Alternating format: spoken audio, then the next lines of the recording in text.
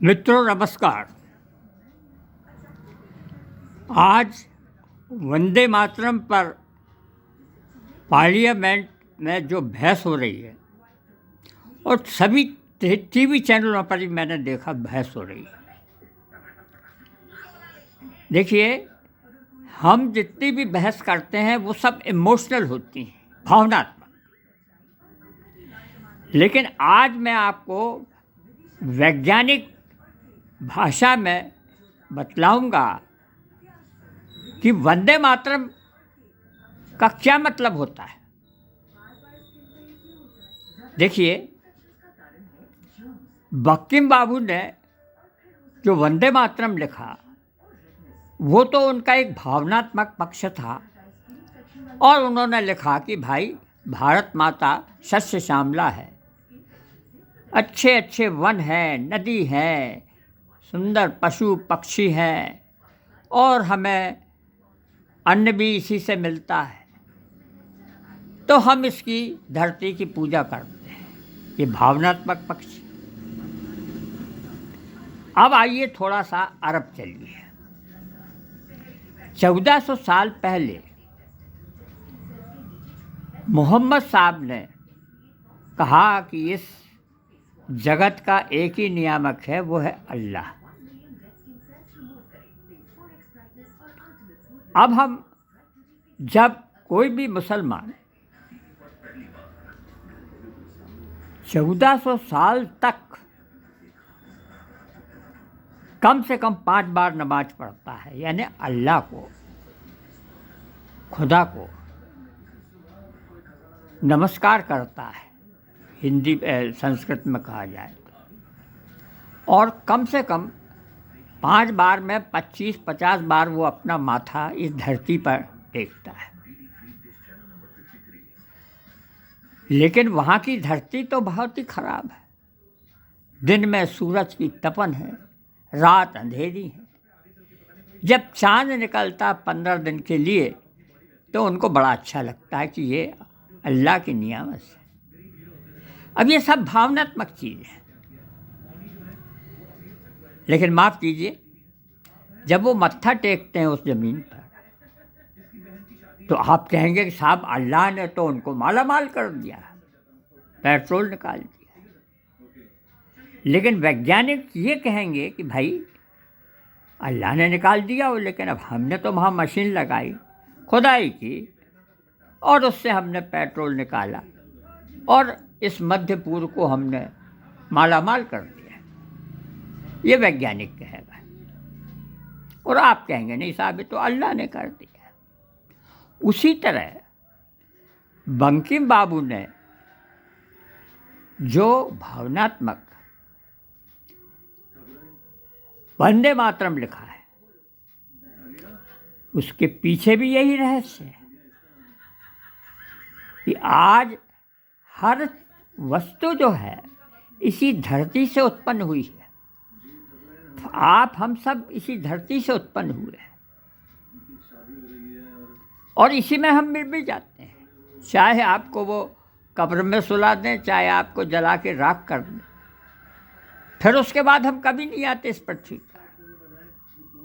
चाहे वो इस्लाम अनुयायी हो, चाहे वो क्रिश्चियनिटी का अनुयायी हो, चाहे किसी भी पंथ का हो, सनातनी हो, कोई भी हो। हम जब तक इस पृथ्वी पर रहते हैं तो लड़ाई झगड़े सब भावनात्मक है। लेकिन वैज्ञानिक तरीके से अगर आप देखा जाए तो हम सब इसी पृथ्वी से उत्पन्न हुए हैं और पृथ्वी भी एक बहुत बड़ा एटम है। उसके मॉलिक्यूल्स जो हैं उनमें मेल मॉलिक्यूल्स भी है, फीमेल मॉलिक्यूल्स भी है और उसी से सारा संसार उत्पन्न होता है। आपका चैतन्यमय प्राणी और अवचेतन वाला प्राणी, आपके सारे जंगल, सारी नदियाँ, सारे पहाड़, इनमें चेतना नहीं होती। लेकिन हम लोग जो इसी में धरती में समाते हैं और कालांतर में हम भी इन्हीं पहाड़ों में प्रकट हो जाती है। हम तो, हमारा तो कुछ अहम है ही नहीं, सब वैज्ञानिक रूप से हम तो कुछ हैं ही नहीं। सिर्फ जब माता हमको जन्म देती है, माता हमको पालती है, हम चाहे वो जंगली जानवर भी हो, आप उसको, माता उसको दूध पिलाती है, बड़ा करती है, और बड़ा होने पर वो फिर से अपने एग्जिस्टेंट अस्तित्व के लिए इस संसार में व्यापार करता है, नौकरी करता है, लड़ता है, और बाद में वो 60, 70, 100 साल के बाद समाप्त हो जाता है। और इस तरह से धरती चलती चली जा रही है। लड़ाई झगड़े युद्ध होते रहे, लेकिन अस्तित्व के लिए सब लड़ते हैं। अब जब अरब से लोग घोड़ों पर बैठ करके मध्य पूर्व में गए और वहाँ की शस्य श्यामला धरती देखी उन्होंने, लेकिन वो तो अपनी भावना से बंधे हुए थे कि सब कुछ अल्लाह की देन है। पर हम वैज्ञानिक दृष्टि से अगर देखते हैं तो हम सब एक हैं, और हम मरने के बाद, मृत्यु के बाद हमारा कुछ नहीं रहता, सब इसी में समा जाता, इसी पृथ्वी में। लोग भले ही भावना रूप में ये कहें कि साहब ये फला आदमी तो स्वर्ग चला गया, फला आदमी तो जन्नत चला गया, या ये जहन्नुम में चला गया। अब ये सब भावनात्मक चीज़ है और इसमें लड़ाई की बातें होती रहती हैं। लेकिन मेरा मानना है कि हम जहाँ रहते हैं, जिस धरती पर रहते हैं, उसकी पूजा करना चाहिए कि वही हमें जीवन देती है, और वहीं हम आज बड़े हुए हैं उसी धरती पर। तो मेरा बस इतना कहना है कि बंकिम बाबू ने जो लिखा है वो सबके लिए लागू होता है। अब आप अपनी भावना में कुछ भी कहें कि भाई हमारा रिलीजन या हमारा धर्म आपकी कविता में जो भावनाएं व्यक्त की हैं उससे सहमत नहीं है, ठीक है, आप सहमत ना हो, उससे कुछ नहीं होता।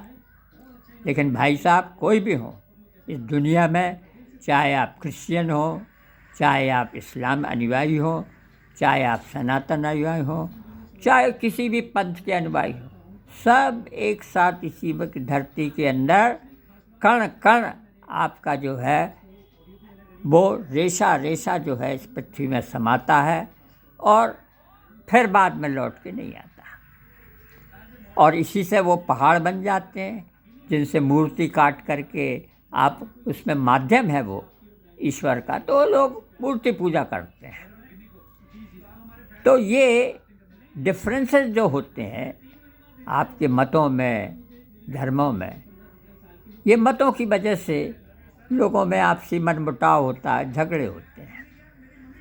परंतु वंदे मातरम अपने आप में एक वैज्ञानिक सोच भी है और एक भावनात्मक सोच भी है। धन्यवाद मित्रों, जय हिंद, वंदे मातरम।